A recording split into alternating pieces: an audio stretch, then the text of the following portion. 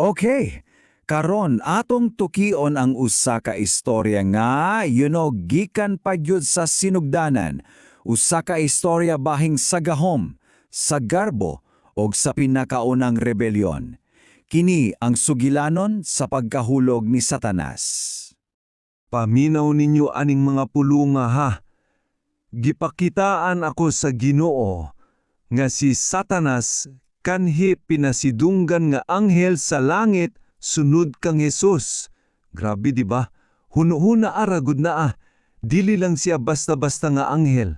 Siya gid ang pinasidunggan sunod mismo kang Kristo. Imagine kung unsa siya kataas, kaimportante, maunang ang iyang pagkahulog mas lawam og mas makapakurat gyud.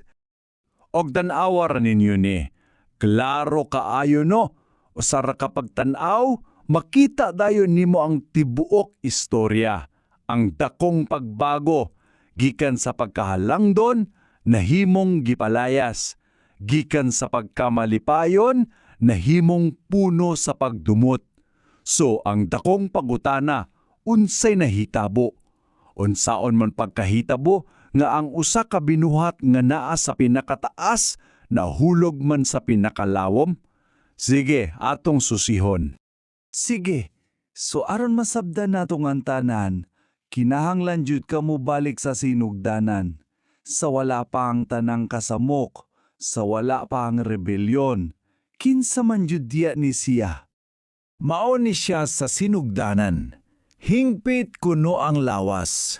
Halangdon, haryanong kaayo ang panagwa. O ganang iyang taas ug lapad nga agtang, timailhan kuno na sa dako kaayong kaalam. Pero, ang pinakaimportante nga detalye gyud mao ni, sa tanang mga anghel, siya ang pinakapinasidunggan. Sunod gyud sa anak. So, ibutang nato sa atong hunahuna, siya ang number 2 sa tibuok langit. Imagine that. Pero, sama sa tanang dagkong trahedya, di ba? Ang tanan kasagaran magsugod sa usa ka butang nga gamay ra kaayo. Usa ka emosyon nga, I'm sure, pamilyar kaayo natong tanan. Ang liso sa kasina. Maoyod ni! Dinhigid nagsugod ang tanan. Anang mga pulunga. Atong buhaton ang tao sumala sa atong dagway. Kadtong ang amahan, nakigsulti sa anak, bahin sa pagbuhat sa tao. Si Satanas wala maapil. Wala siya makonsulta. Para niya, grabe to nga insulto. Usa ka pagbaliwala. Gibati niya nga, hey, number 2 ko diri, nganong wala ko apila. Ug dinhi gyud miturok ang unang gamot sa iyang kasuko. Ug kanang kasina, wala lang na namobilingan nga kasina ra. Nahimo nyo nga malayo nga nagdilaab sa iyang kasing-kasing. Tanawa ra, ang kasina nanganak na hinuon og pagpangabuho. Unya, ang pagpangabuho misangpot sa pagdumot. Ong sa katapusan, kining tanan, nibuto og naimong usa kadako og peligrosong handom. Ang handom nga siyano ang mahimong labaw sa tanan.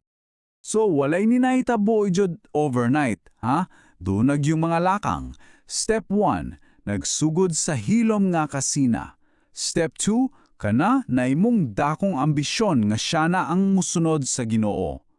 Dayon, step 3, misulay na siyag pang-impluensya sa ubang anghel, nagpropose og pagreporma kuno sa gobyerno sa langit, ug ang katapusan step 4, ang pagsupak. Dayag na gyud na pag-alsa batog sa gahom sa anak. Ug tungod ana, mahitabo ang dili gyud kapungan. Kanang hingpit nga kalinawan sa langit, nawala, nabungkag, ug misugod ang usa ka gubat. Unya, paminaw mo ani, kaimportante ni. Sa wala pa gani magsugod ang actual nga panagaway, ang hukom sa amahan nahulog na. Final na. Dili na mabakwi. Gibadlis na ang linya. Si Satanas ug ang tanan nga midapig niya kinahanglan isalikway gikan sa langit. Period. Mauto, nabahin jud ang mga anghel. Kinahanglan silang mupili, walay pwedeng naa sa tunga. Sa usa ka side, naa ang mga matuodo, katong nibarog para sa kadungganan sa Dios. Sa pika side, naa ang mga rebelde nga nisunod sa ambisyon ni Satanas ug nisukol sa gahom sa anak. Ang resulta, klaro kaayo. Ang mga maayo ug matuod nga anghel nakadaog. Si Satanas, apil ang iyang mga sumusunod, gipang-its sa pagawas, gipalayas jud. Pero, bisan pag nahuman na ang gubat ito sa langit, dito palang daya, nagsugod ang iyang tinuod nga pagkahulog. So, unsa may naitaabos o sa kakaanghel, humang gipalaya sa langit. Diri, wala pa nahuman ang istorya. Karon, musulod ta sa usa ka kapitulo nga puno sa kangitingit ug sa lalom kaayo nga pagbasol. Unya, sa gawas na sa langit, layo sa kahayag, dito na nila na-realize ang tanan. Miabot ang masakit ka matuturan. Una, ang pag-amgo. Naamguan nila ang tanan nilang giwala, ang kaputlii, ang himaya for good. Sunod ang pagbasol. Grabe ilang pagbasol sa ilang gibuhat. Unya nagpakiluyoy sila.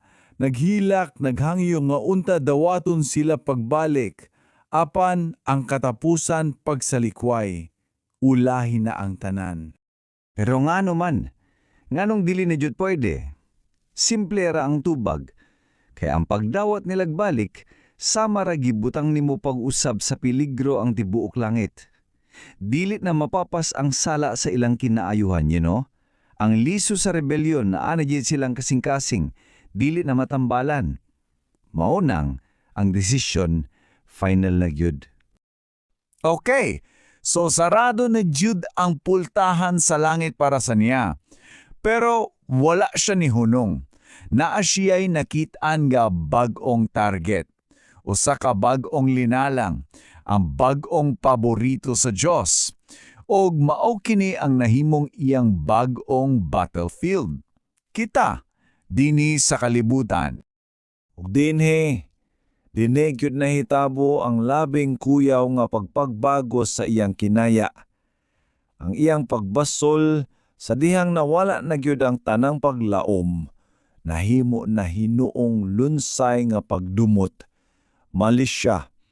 Ang iyang bagong goal, okay, kung dili na ako makabalik sa langit, gubon na lang nako ang bagong linalang nga gimahal sa Dios.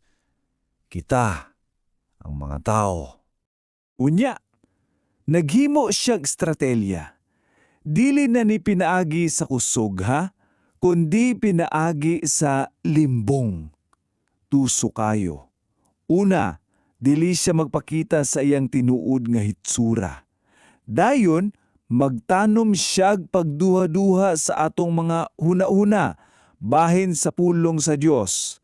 Hagito niya ang kamatuoran, o gamito niya ang atong natural nga curiosity, aron itukmod ta sa pagbuhat sa mga butang nga gidili. Mauna, ang gubat nga nagsugod dito sa langit, nibalhin dinhi sa yuta. O nagpadayon kini hangtod karon. So, nagsugod ang usa ka bag-ong gubat.